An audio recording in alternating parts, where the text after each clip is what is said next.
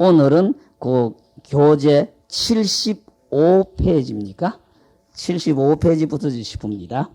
예, 먼저 시간에 이견왕하고 바라제존자의 문답을 드리면서 결국 부처가 뭡니까? 견성이 부처다. 그러면 당신 견성했느냐? 나 했다. 그러면 당신한테는 당신은 어떻게 해서 견성했고 나는 왜 어떻게 해서 내 성품을 못 봅니까? 해서 8가지로 구분을 해주셨고, 그 다음에 그 마조 스님하고 귀종 스님하고의 문답 나왔죠. 귀종 스님하고 다른 스님하고 부처가 뭡니까? 그래, 네가 바로 부처다. 네가 바로 부처다. 네가 바로 부처다. 그런 이야기 나왔죠. 여기에서 띠거리가 한 띠거리도 눈에 걸리면은 다 틀린다는 이야기가 나왔죠. 여기에는 분별심 하나만 일으키면은 하늘과 땅의 차별점이 생겨버린다는 이야기가 먼저 시간까지 나왔습니다. 오늘은 그 다음입니다. 어디에요? 57? 72가 아니고요. 오늘 문이라 여언 견성이 그렇지요? 예. 57이에요? 예, 예. 예, 질문이다. 여언 견성이 약진 견성인된 즉시 성인이라 응현 신통 변화하야 여인 유수언을 하고로 금시 수심집에는 무유 1인도 발현 신통 변화야. 요거 우리하고 지금 똑같은 우리 차원의 질문입니다. 예. 오늘날 불교인이라는 사람이 전부 다 그렇고 사회인이라는 사람은 전부 다 그래요. 견성하면은 도인이다. 옛날 석가부처님부터 시작해가지고 중국으로 인도로 일본으로 우리나라로 도통했다는 사람은 전부 신통 변화를 다 신통력을 다 부렸다 하는데, 요새 도인들은 도인 해봐야 신통 변화 하나도 못 부리지 않느냐. 지금 질문이 그렇습니다. 우리하고 똑같은 차원에 있는 겁니다. 이게 여러분들도 그렇지요. 요새 도인 해봐야 표가 하나도 없다. 어떤 게 도인이냐? 나하고 다른 게 뭐냐? 옛날 도인이라고 하면은 도수를 부렸다고 하는데, 오늘날 도인이라는 사람 도인 해서고 견성했다 도인 해서고 했었지만 도수를 하나도 부리는 사람이 없다. 그럼 왜 그런 사람은 어떻게 견성했고 도인이라고 할 수 있느냐는 질문입니다. 여기 그렇죠? 당신이 앞에서 이야기한 이견왕하고 바라제존자의 질문 또는 귀종 스님하고 그 밑에의 그 어떤 스님하고의 문답, 이런 말대로 부처, 견성, 참된 마음을 보는 그게 부처다고 그랬으면, 당신이 이야기한 견성이라는 것이 진짜배기 견성이라고 하자요. 진짜배기 견성이면 석가부처님이나 석가부처님 이후 대대 이어온 육조 스님이든지 이 중국 쪽이나 우리나라나 일본이나 큰 도인 스님이라 그만 막 기적을 놔두고 이런 차원인데, 그러니까 견성하면 성자라고 할 수 있다. 응당이 의뢰이 신통 변화를 갖다가 놔두어서 일반 우리하고 달라져야 도인이라는 소리 할 수가 있지 않느냐 이거예요. 그런데 왜 요새 마음을 닦는다, 도 닦는다는 사람들 한 사람도 신통 하나 부리는 사람 없느냐? 우리가 늘 하는 의심이고 우리가 그리 생각하는 그런 겁니다. 조계종단이나 나라 일이 이렇게 뒤숭숭하다고 할 때 옛날 도인들처럼 기적을 부리는 사람이 한 사람이라도 있으면은 남북 통일도 잘 될 테고 뭐 나라 일도 잘 될 테고 할 텐데, 요새 도인 회사면서 와 도수를 하나도 못 부리느냐? 우리가 흔히 생각할 수 있고 우리가 흔히 할 수 있는 말이고 그렇습니다. 그 답입니다. 여 부덕경발 광원이니 불분 사정이 시위 미도지이니라 금시학도지인이 구담진리하되 심생태굴하야 반타 무분지실자 개여소의니 학도의 부지선후하고 설리의 불분본말자는 심형사견이요 불명수학이니 비유자오라 겸역오타니 기가 불신여아. 그까지 하겠습니다. 답해준다. 네가 함부로 미치게이 같은 소리 하지 말아라. 헷가닥한 대가리 헷가닥한 소리 하지 말아라. 머리 헷가닥 돌아간 그런 소리 함부로 하지 말아라. 어떤 게 사고 어떤 게 정이냐. 이거를 나누지 못하는 사람을 미한 사람이라고 한다. 사와 정을. 요 말이 참 무서운 말이죠. 사와 정. 어떤 걸 사라고 해야 되고 어떤 걸 정이라고 해야 되겠습니까? 그러니까 옳고 그른 것, 앞뒤를 몽가르면은 중생이라고 하고 앞뒤를 몽가르고 옳고 그른 걸 판단을 못하면은 미한 사람이라고 한다. 요새 모두 불교인이라는 사람들 또는 공부한다는 사람들이 입으로만 가지고 전부 다 해버리니까 혓바닥만 극락하고 귀만 극락하고 사람은 지옥 간다는 소리를 농담으로 하는데 전부 혓바닥만 도인 다 돼버리고 귀만 도인 다 돼버렸다 이겁니다. 여러분 집에서도 여러분이 아들 딸 꾸지름하고 남편에게 무슨 소리하고 친구에게 무슨 소리 할 때 여러분들 전부 성자처럼 다 됐어요. 혓바닥은 성자가 돼 있으면서 내가 막상 그런 고비 당하면은 아버지 가슴에다 칼을 때려놓고 영감쟁이 돈 좀 내놔라. 돈 그거 붙들어서 뭐 할래? 하고 아버지 돌아가시면 유산 문제 때문에 형제간에 칼부림하는 게 결국 자기의 마음 단속이 안 되고 혓바닥만 가지고 도인이 다 되고 혓바닥만 가지고 장한 사람 다 돼버리고 실제가 안 돼 있으니까 그럴 수밖에 없다 이겁니다. 그러니까 대학 졸업했다는 졸업장이 이익권 문제하고 명예에 가가지고는 효력 발생을 못해요. 그렇지 않습니까?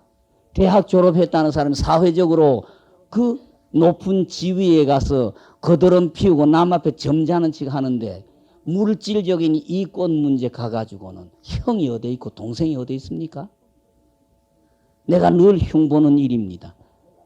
곳곳에 전국 곳곳에 다녀서 초상 났다는 집에 중이기 때문에 붙들려 가요. 중이기 때문에 붙들려서 쳐다보면은 참 더러워요.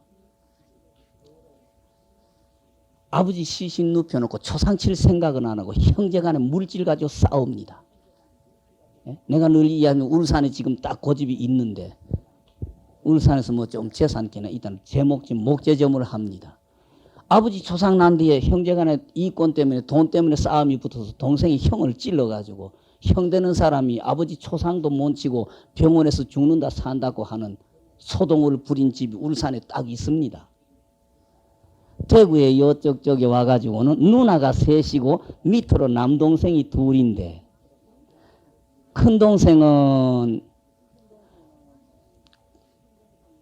대구시청인가 다니고 막내 동생이 대구시청인가 다니는 공무원이고 형 되는 사람은 막 지방에서 그 농사나 짓고 조용히 이렇게 사는 집인데 아버지가 돌아가실 때에 지금부터 6, 7년 전이니까요. 6, 7년 전인데 아버지가 은행에 꼽아놓은 돈이 그때 돈으로 약 2천이 됐었어요.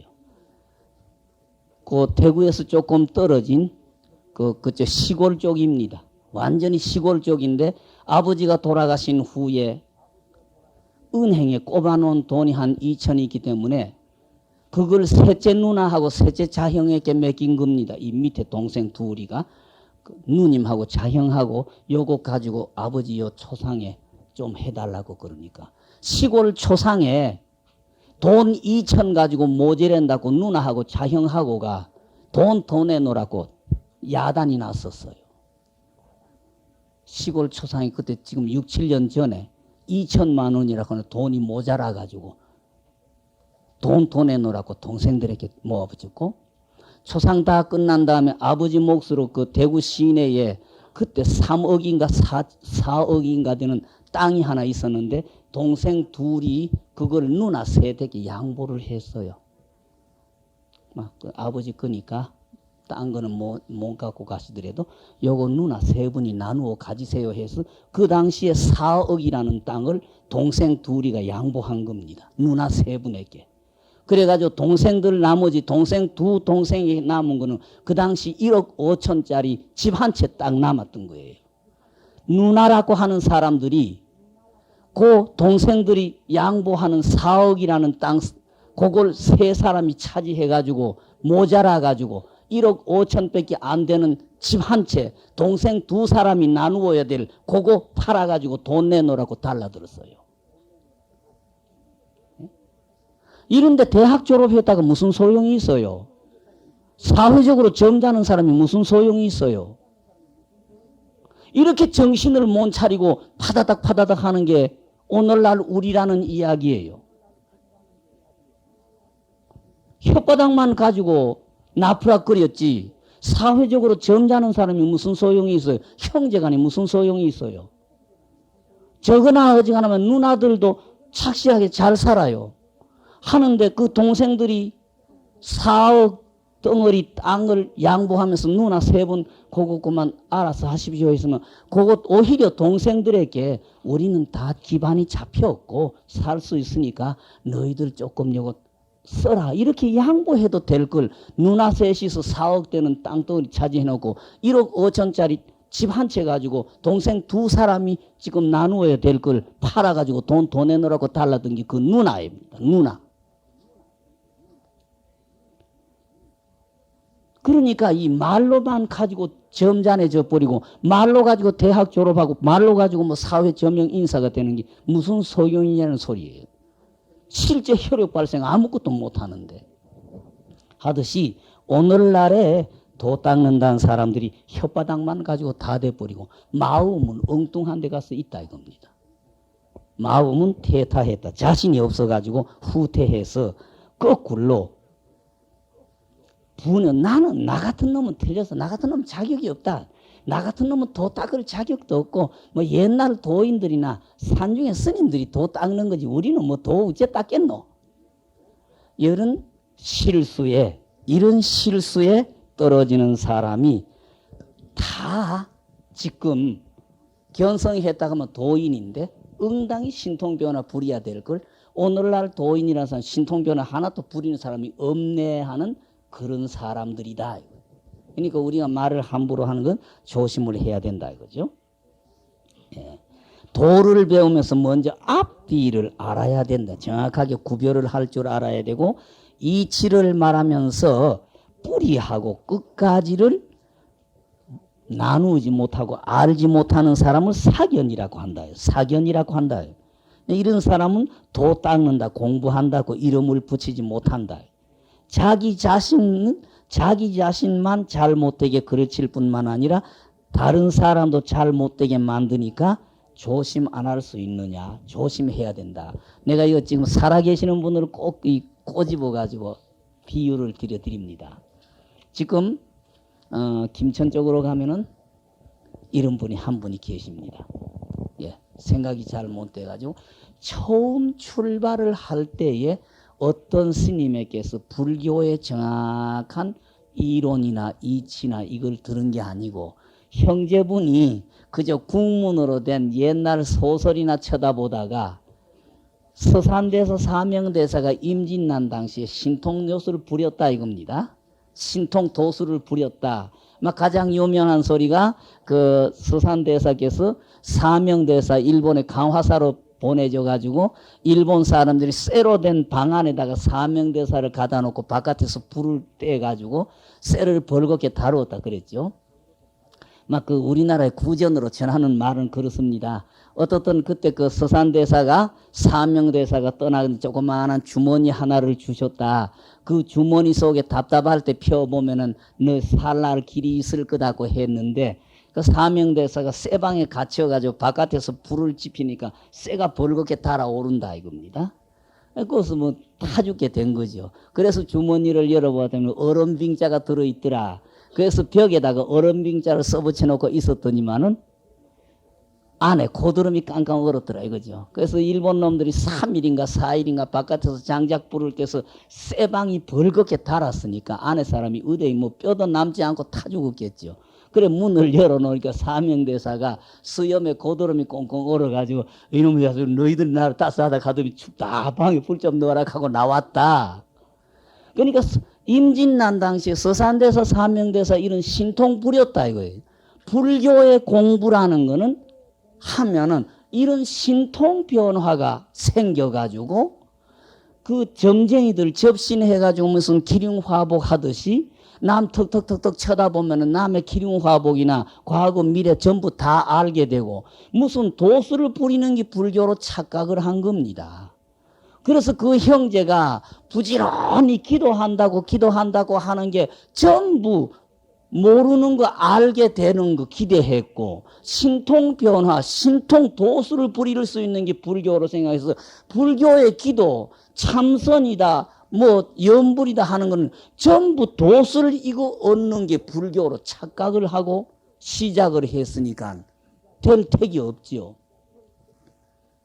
형되는 사람은 중간에 하다가 몸에 뭐 약간 이상한 신기 같은 게 들어붙어가지고 고생하고 내가 전에도 여서 흉내를 봤습니다. 망상 피우다가 자기가 7천년인가 7천만년 전인가 중노릇을 했는데 그때 비구니를 강간했는데 그 비구니의 원혼이 세세생 따라다니면서 자기를 고통을 주고 자기를 공부 방해한다는 그런 망상을 다 피우고 앉아 있었어요.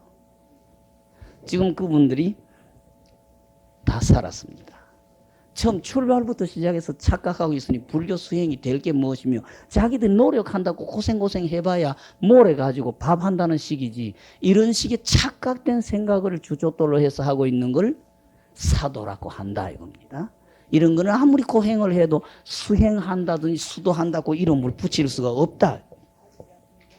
자기 자신도 그렇지고 남도 또한 잘못되게 만든다. 그러니까 조심 안 할 수 있느냐? 조심해야 한다. 예. 그 다음입니다.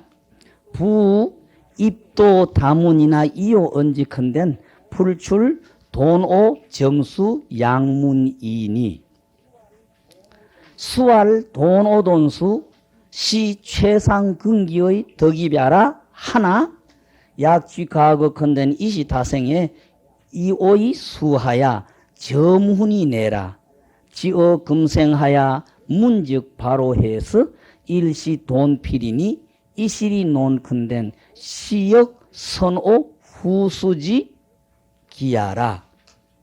예. 도를 닦는다 공부한다 이렇게 하겠죠. 도 닦는다고 하는데 여러 가지 문이 있을 수 있다. 방법은 여러 가지 있을 수 있다.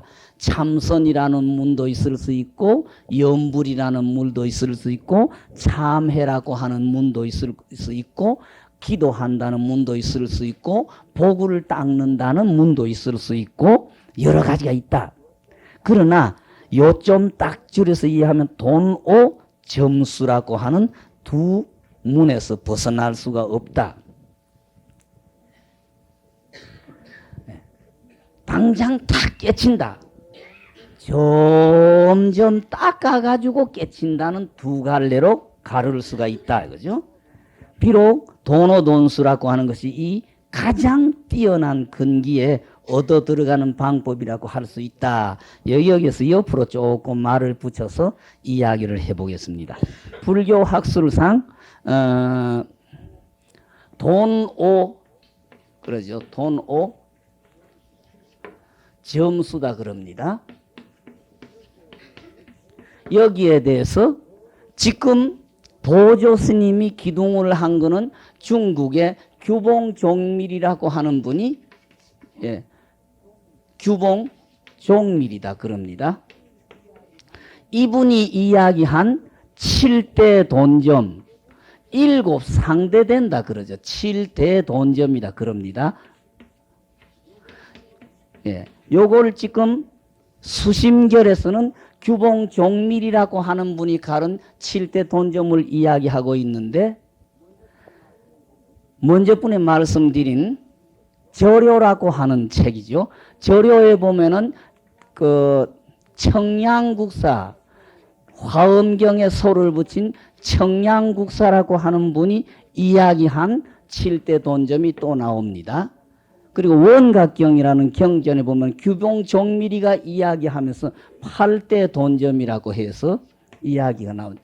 7상대라고 하는 이야기입니다. 7가지 돈점 하는 이야기가 나오게 됩니다.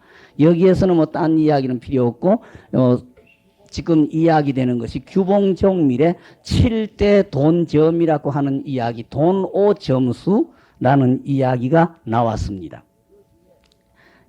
여기에 점 3대, 돈 3대 그렇게 합니다.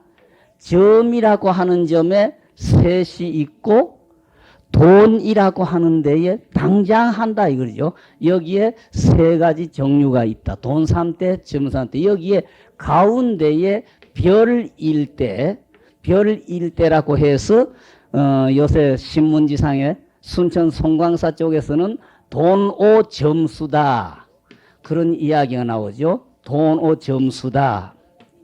이렇게 나오고, 돌아가신 해인사의 철로 스님 쪽에서는 돈오 돈수지, 돈오 돈수지, 돈오 돈수지, 돈오 점수는 필요가 없다.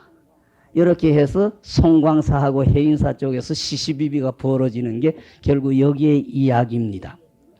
그러는데 여기에서는 점수 점 5가 있고 또 점수 돈 5가 있죠.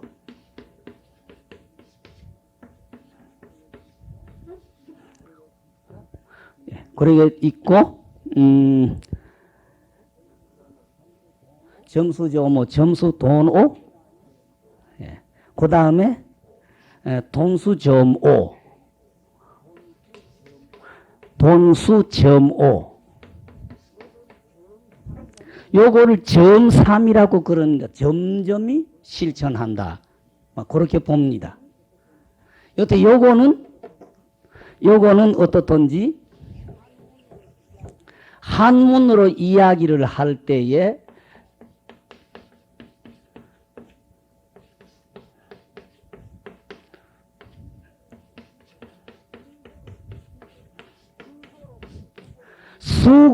수고롭게 고생하면서 닦아가지고 점전이 가는 하근기 사람이다는 그렇게 봅니다. 요거 서의를 점3 쪽으로는 점점해 나가는 근기가 약한 사람이 하는 실천 방법이다. 이렇게 합니다.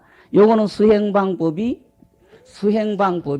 모든 사리를 판단해서 땄기 때문에 판사수다 그렇게 이야기를 합니다. 판사수. 사리를 판단해가지고 닦아 나간다. 그렇죠? 예. 판사수다. 그렇게 이야기하고, 이것도 수행해 나가는데, 중해 집안에서 이상수라고도 하죠. 모든 모습을, 모양을 버리고 닦는다. 예. 또는 수상수. 모든 상을, 사상의 모든 일을 따라서 닦는다.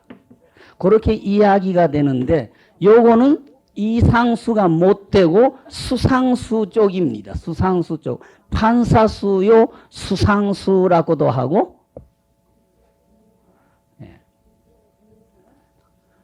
근기는 수고롭게 닦아서 점점 가는 하근기 사람이 하는 수행 방법에서 점점 닦아가면서 점점 깨쳐진다. 점점 닦아가지고 마지막에 열매는 당장 딱 불빛이 풀어진다. 점수 돈 5. 그리고 수행은 바짝 한다 이 말이에요. 돈수. 바짝 해가지고 깨치기는 차츰차츰 깨달아 간다.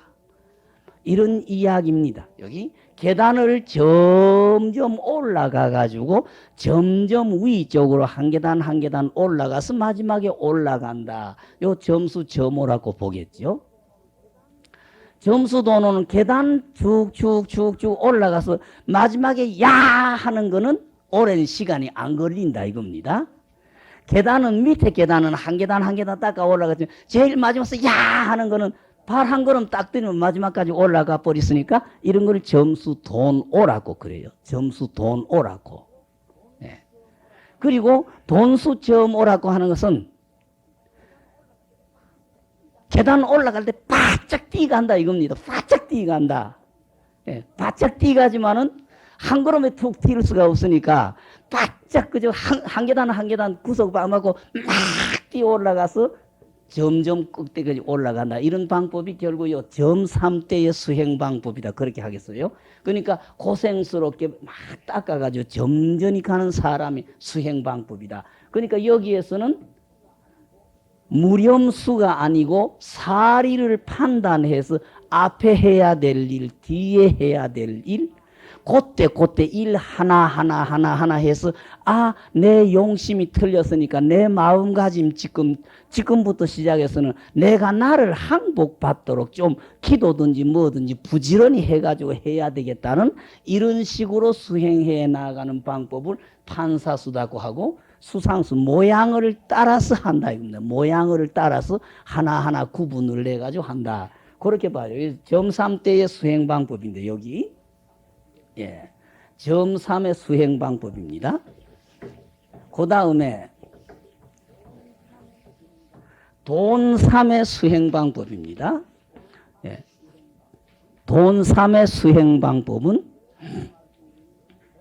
아까 말씀드린 돈5, 돈수, 그 다음에 돈수, 돈5, 그 다음에 수오일시 이렇게 해버립니다. 수행과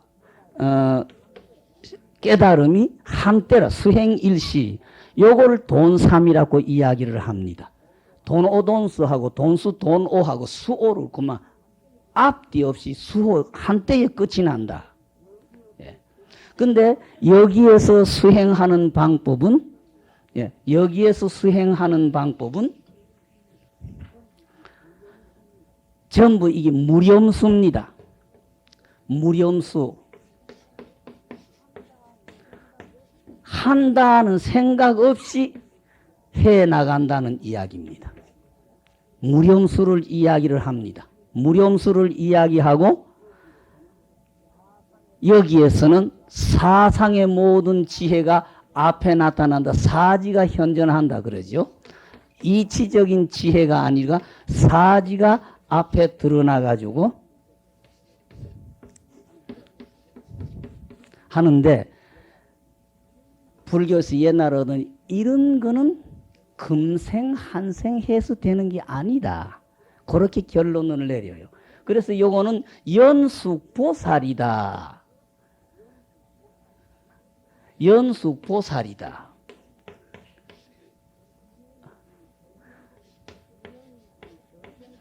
인연이 있는 전생부터 세세생생 닦아온 세세생생 전생부터 닦아온 보살들의 차원이지 지금 사람이 한꺼번에 되는 건 아니다.